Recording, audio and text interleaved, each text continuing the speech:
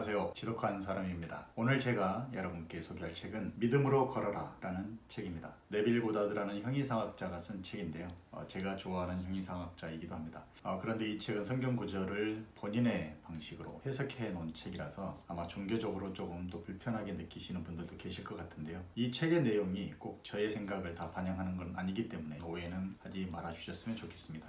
최대한 이 형이상학자가 어떤 이야기들을 하려고 하는지에 대해서 객관적으로 책의 내용을 중심으로 소개를 해드리고자 합니다. 판단의 기준들은 다 다르기 때문에 각자 책을 보시고 또 판단을 해주시면 될 것 같습니다. 겉표지는 믿음으로 걸어라. 당신의 믿음이 당신의 미래를 창조한다. 네빌 고다드 지음. 출판사는 33개의 계단이라는 출판사고요. 이 33개의 계단이라는 출판사에서 이 네빌 고다드의 책을 많이 내고 있습니다. 뒷면은 추천사들이 적혀있는데요. 잠깐 좀 읽어볼까요? 이제껏 당신의 운명을 창조했던 것은 당신의 믿음이다. 당신에 대한 믿음을 바꾸어 당신의 미래를 새롭게 창조하라. 조셉 머피라는 잠재의식의 힘을 비롯한 베스트셀러 작가이자 세계적 강연자가 우리는 네빌을 세상에서 가장 위대한 형이상학자로 기억할 것이다. 마크 빅터 한센이라는 1억 부 이상이 팔린 베스트셀러 닭고기 수프 시리즈 작가인데 내 인생을 바꾼 한 권의 책은 네빌 고다드의 부활이었다. 조 버클리라고 더 키, 호어포노포노의 비밀을 비롯한 베스트셀러를 집필한 작가이자 마케팅 컨설턴트.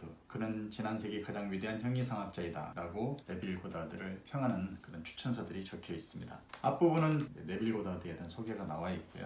뒷부분은 이제 네빌 고다드의 책들에 대해서 적혀 있습니다. 앞뒷부분은 생략을 하도록 하고요. 첫 페이지에 당신의 믿음이 당신의 미래를 창조한다 라고 이렇게 적혀 있네요. 이렇게 네빌 고다드의 사진이 나와 있고요. 나에게 주어진 유일한 과업은 나의 관념을 위대함으로 채우는 일뿐이다. 옴기니의 말을 조금 살펴보면 삶은 항상 문제와 함께하고 있습니다. 경제적인 문제, 인간관계에서의 문제, 정신적 공황과 스트레스. 어떤 문제만 해결되면 그걸로 끝일 것 같지만 금세 또 다른 문제가 모습을 드러내고 또 그걸 해결하기 위해 고분분투합니다. 네빌 고다드의 가르침은 우리에게 계속 주어지는 저 문제를 어떻게 대해야 하는지, 그리고 문제라면 당연히 갖고 있는 해법을 어떻게 이끌어낼 수 있는지에 대해 가르칩니다. 옴기니는 이 네빌 고다드의 가르침을 실천할 때 우리의 문제를 좀 해결할 수 있다 라고 이야기를 하고 있습니다. 이것도 역시 책을 읽으시는 분들에 따라서 각자 다르게 판단할 수 있으시지 않을까 생각을 합니다. 제가 이 책에서 좀 인상을 받았던 부분들을 잠깐 소개를 좀 하면요. 생각을 창조하는 권능과 창조된 생각은 하나이나 생각을 창조하는 권능은 그 창조된 생각보다 더 위대하다. 형이상학자답게 생각을 하게 하고 또 생각하는 거에 따라서 다르게 이렇게 받아들일 수 있는 그런 이야기들을 하고 있는 것 같습니다. 거기에 이어서 바깥 세상을 바꾸려 노력하지 말고 인상이 각인되는 자신의 내부를 바꾸라. 그러면 외부라는 세상의 모습을 드러낸 것들은 스스로를 돌볼 것이다. 자기 자신의 내부를 바꿀 것을 계속 주장하고 있습니다. 또 마찬가지 뒷부분에 이 내용은 네빌 고다드의 5일간의 강의를 소개할 때 제가 읽어드렸던 부분이긴 한데요. 세상을 바꾸려 하지 말라. 그것은 단지 거울일 뿐이니 세상을 강제로 바꾸려는 인간의 투쟁은 나의 모습이 마음에 들지 않는다고 거울을 깨버리는 것처럼 무익한 짓이다. 거울을 그대로 두고 그대의 모습을 바꾸라. 세상을 그대로 두고 그대 자아에 대한 관념을 바꾸라. 그때 거울에 비춰질 그대의 모습에 만족하게 될 것이다. 자유와 속박, 성취와 좌절, 그것들은 오직 존재의 의식이 결정지을 뿐이다. 계속 같은 맥락에서 이야기를 하고 있는 부분을 좀 읽어보면요.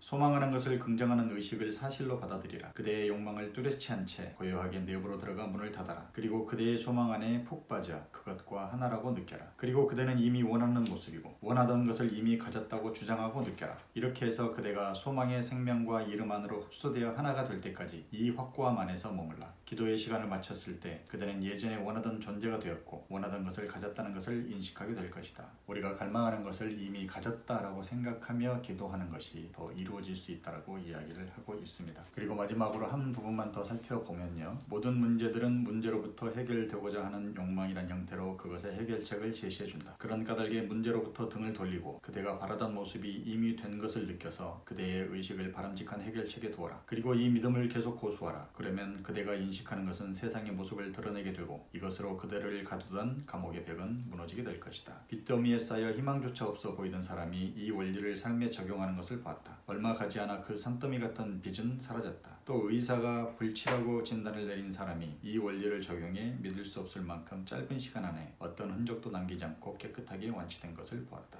책에 관심이 있으신 분들은 직접 읽어보시고 스스로 판단을 하셨으면 좋겠습니다. 오늘 저의 책 소개는 여기까지입니다. 여러분 모두 행복하세요.